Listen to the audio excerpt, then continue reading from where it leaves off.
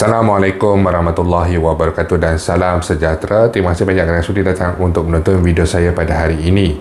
Dan seperti biasa, bagi mereka yang baru pertama kali datang untuk menonton channel saya ataupun mereka yang masih lagi belum subscribe, saya mohon jasa bagi anda untuk subscribe ke channel saya. Dan bagi mereka yang dah subscribe, saya mohon anda untuk kongsikan video ini kepada rakan-rakan serta ahli keluarga anda. Semoga apa yang saya nak kongsikan sedikit pada hari ini adalah satu perkongsian yang bermanfaat untuk kita semua, insya-Allah. Pertama sekali saya nak ucapkan terima kasih banyak-banyak kepada semua viewers channel Firdaus Selamat yang memberikan sokongan serta banyak yang memberi maklum, memberitahu saya berkenaan dengan permohonan untuk pengeluaran sebanyak RM10,000 ini apabila link telah mula diakses. Saya cek sekitar pukul 9.50 lebih, tak boleh masuk lagi. Kemudian saya masuk dalam bilik nak tidur sekejap lah, dan kemudian dapat banyak Facebook Messenger, abang dah boleh masuk dan sebagainya lah. Jadi terima kasih kepada mereka yang berkongsikan berkenaan dengan perkara berkenaan. Tanpa anda, tiadalah saya di sini hari ini. Okey, seterusnya adalah berkenaan dengan respon ataupun persoalan daripada penonton juga, yang mana kalau anda perasan semalam saya ada bertanyakan di dalam ruangan community channel Firdaus Selamat berkenaan dengan nombor ahli KWSP semasa membuat permohonan untuk pengeluaran sebanyak RM10,000, yang mana hal ini timbul apabila semalam saya mendapat satu panggilan telefon, dan saya mendapat banyak panggilan telefon dalam tempoh 2 hari ini, lebih daripada 60 panggilan telefon, WhatsApp, Messenger dan sebagainya. Kalau masuk WhatsApp dan Messenger memang lebih daripada 60. Jadi beliau menyatakan bahawa nama beliau Miss Ling. Okey, Miss Ling daripada Johor. Saya kongsi ya Miss Ling. Beliau menyatakan bahawa permohonan beliau dan juga permohonan suami beliau terdapat perbezaan semasa dia menyimpan cetakan dokumen permohonan semasa tamat permohonan, yang mana pada dokumen permohonan beliau tidak ada sebarang maklumat berkenaan dengan nombor ahli KWSP, tetapi pada borang permohonan suami beliau ada berkenaan nombor ahli KWSP, yang mana nombor ahli yang dinyatakan di situ bernombor 4 digit sahaja. Saya tak mau sebutkanlah. Okey, jadi dan nombor itu juga bukanlah nombor ahli KWSP suami beliau. Jadi beliau bimbang apabila terdapat perbezaan di situ, kerana beliau ada pengalaman pernah ditipu oleh scammer. Jadi beliau mengambil tindakan untuk menghubungi saya untuk mendapatkan penjelasan lanjut, memandangkan beliau telah menghubungi pihak KWSP dan pihak KWSP sendiri tidak dapat memberikan sebarang maklum balas berkenaan dengan perkara berkenaan. Tindakan yang pertama yang saya ambil adalah saya bertanyakan dalam ruangan komuniti Firdaus Selamat, dan saya mendapat beberapa perkongsian yang menyatakan mereka juga mengalami perkara yang sama. Nombor ahli KWSP juga timbul di dalam permohonan walaupun mereka menggunakan pautan yang betul, tetapi nombor yang dikongsikan pula oleh mereka yang lain ini adalah nombor sebanyak 5 digit dan bukan nombor ahli KWSP mereka. Kemudian lewat sedikit selepas beberapa jam, saya ada cuba menghubungi pihak KWSP, cuba mendapatkan penjelasan secara umum memandangkan kes ini tidak berlaku di dalam permohonan saya. Jadi sukar untuk mendapatkan penjelasan sebenarnya untuk pihak KWSP merujuk permohonan yang ada keluar nombor nombor ahli KWSP ini. Jadi pihak KWSP memaklumkan bahawa mereka sendiri masih tidak lagi dapat mengesahkan apa yang berlaku.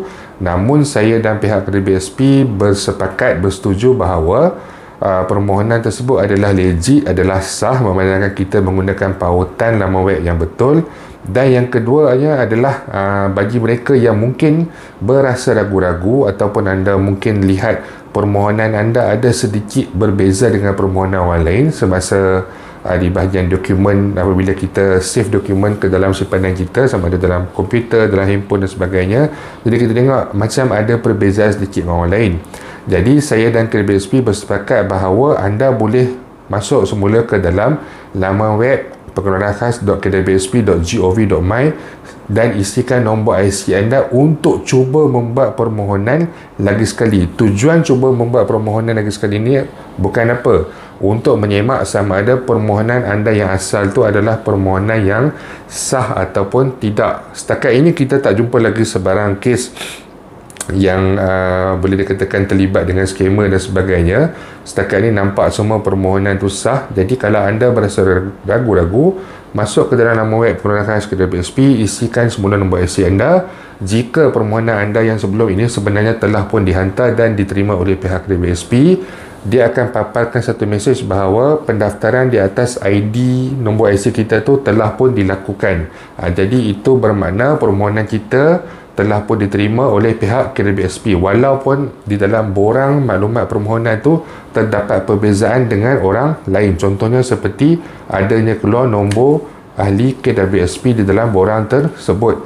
Jadi saya harap isu ini walaupun tak melibatkan ramai orang, ataupun mungkin ada ramai orang yang tak sedar, saya sendiri pun tak sedar sehingga ditanyakan oleh Miss Ling ini tadi, tetapi pada saya rasa saya bertanggungjawab untuk berkongsikan kepada anda semua supaya anda boleh melihat dan juga membuat semakan sama ada permohonan yang anda lakukan itu adalah betul ataupun tidak. Jadi setidak-tidaknya jika permohonan itu tidak betul ataupun server tak capture, dia tak tangkap permohonan dan sebagainya, jadi apabila anda cuba untuk membuat permohonan semula, anda boleh lihat status permohonan anda di situ. Itu bukan status untuk semakan lulus ataupun gagal, tetapi sama ada pernah melakukan permohonan ataupun tidak. Jadi bagi mereka yang di luar sana, banyak juga yang berkomen macam-macam, ada komen nakal dan sebagainya, sama ada anda mempunyai nombor ahli KWSP dalam permohonan anda ataupun tidak, ingat ianya tidak akan menjejaskan permohonan anda. Ianya tidak akan mempengaruhi apa-apa pun untuk kelulusan dan juga sebagainya, termasuk juga dengan dua soalan terakhir, kenapa hendak keluarkan wang sebanyak RM10,000 ini, dan juga apa yang akan anda gunakan dengan wang sebanyak RM10,000 ini. Kedua-dua soalan tersebut ramai orang yang telefon bertanyakan kepada saya, takut tak lulus. Kedua-dua soalan tersebut tidak akan mempengaruhi kelulusan, kerana kelulusan akan diberikan kepada mereka yang mempunyai baki yang mencukupi. Selagi mana mempunyai baki yang layak untuk membuat pengeluaran, anda akan lulus pengeluaran sebanyak RM10,000 ini. Okey, jadi berkenaan dengan dua soalan itu, dia sebenarnya lebih kepada data untuk pihak KWSP. Dia nak tengok kenapa orang mengeluarkan wang ini dan apa tujuan orang mengeluarkan wang ini. Jadi dia boleh tahu di situ, masih ramai lagi yang terjejas, kehilangan pendapatan dan sebagainya lah. Ada yang mungkin keluarkan saja untuk suka-suka, ada yang untuk bayar hutang dan sebagainya. Mereka hanya lebih kepada untuk statistik pengeluaran KWSP pengeluaran khas ini. Jadi itu saja yang saya nak kongsikan pada hari ini. InsyaAllah jika ada sebarang perkembangan terbaru, saya akan berkongsikan kepada anda semua kelak. Dan bagi mereka yang masih lagi mempunyai persoalan, masalah ataupun sebarang pandangan, kekeliruan, anda boleh utarakan persoalan anda di ruangan YouTube ataupun di ruangan Facebook saya, Firdaus Selamat Channel. InsyaAllah kita akan jumpa lagi. Jangan lupa untuk share, jangan lupa untuk subscribe. Assalamualaikum warahmatullahi wabarakatuh.